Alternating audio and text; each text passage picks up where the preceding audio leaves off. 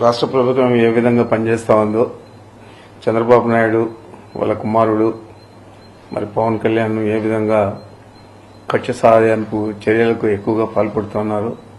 గతంలో కూడా ఇదే మిథున్ రెడ్డిని అప్పుడు ఎంపీగా ఉన్న తరుణంలో ఎయిర్పోర్ట్లో ప్యాసింజర్లందరినీ కూడా ఇంటర్నేషనల్ ప్యాసింజర్లందరినీ కూడా వదిలేసి ఎయిర్ ఇండియా ఫ్లైట్ వెళ్ళిపోతే ఆ ఎయిర్ ఇండియా మేనేజర్ను నిలదీసినందుకు కొట్టాడని చెప్పి తప్పుడు కేసు పెట్టి అప్పుడు కూడా అరెస్ట్ చేశారు.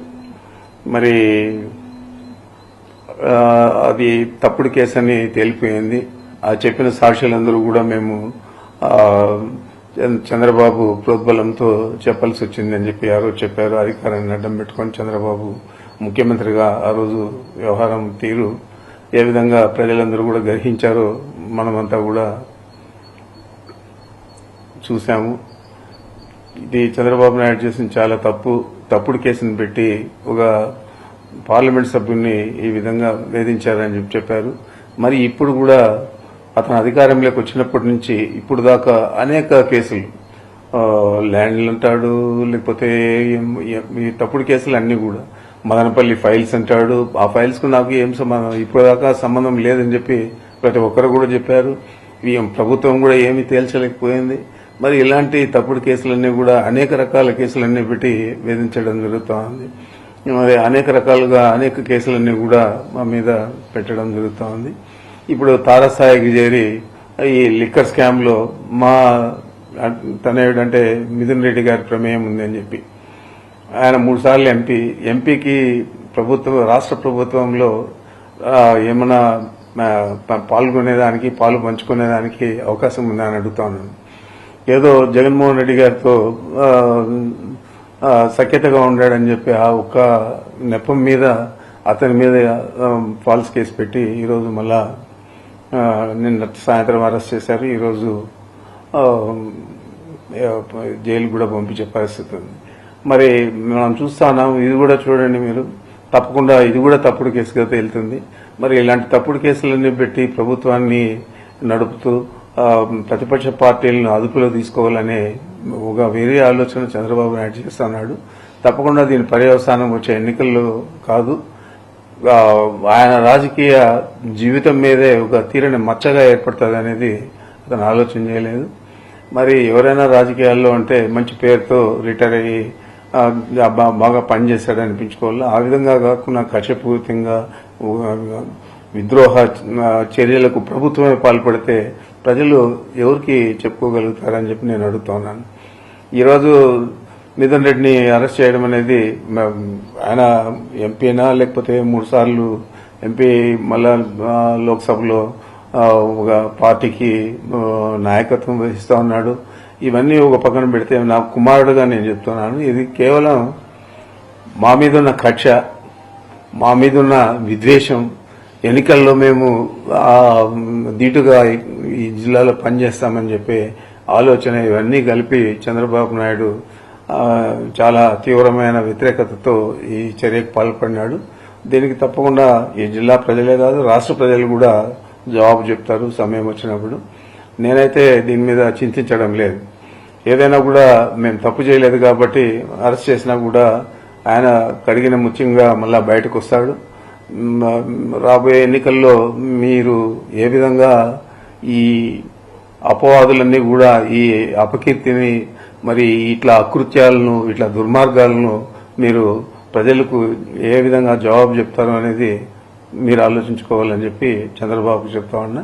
ఏదేమైనా కూడా వైఎస్ జగన్మోహన్ రెడ్డి గారి నాయకత్వంలో వైఎస్ఆర్ కాంగ్రెస్ పార్టీ స్థిరంగా ఉంది.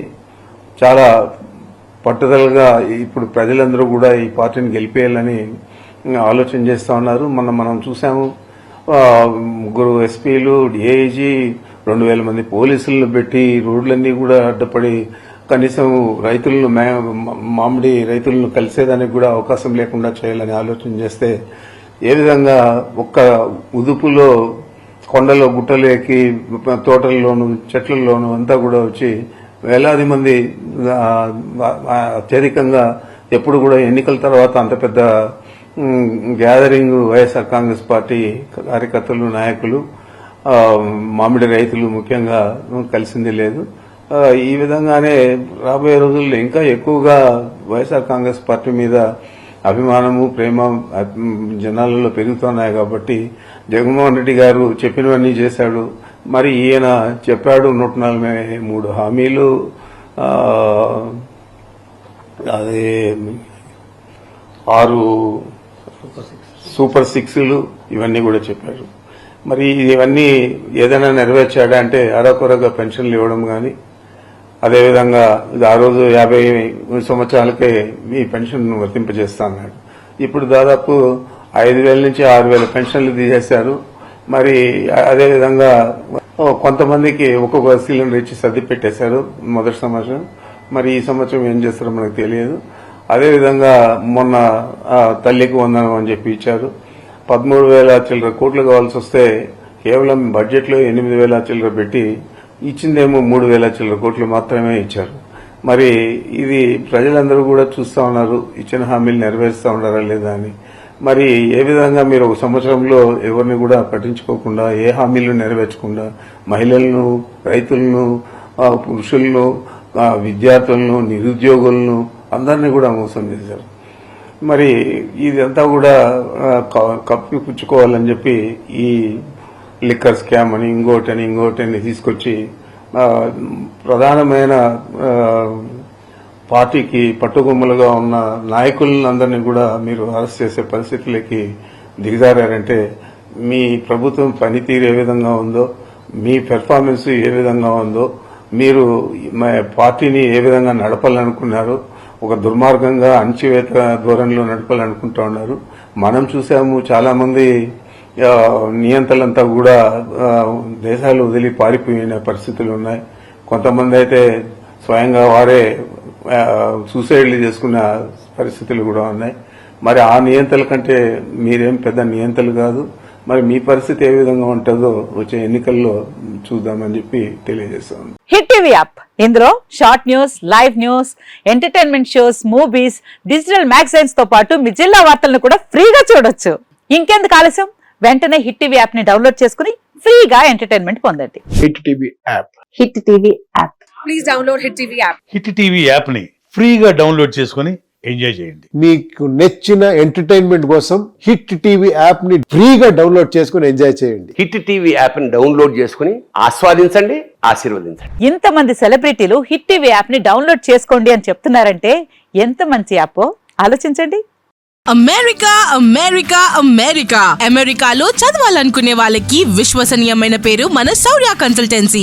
UK లో 1 year masters. UK లో 1 year masters. 2 years work permit up to 5 years visa. Contact Saurya Consultancy. Contact 89851 89851.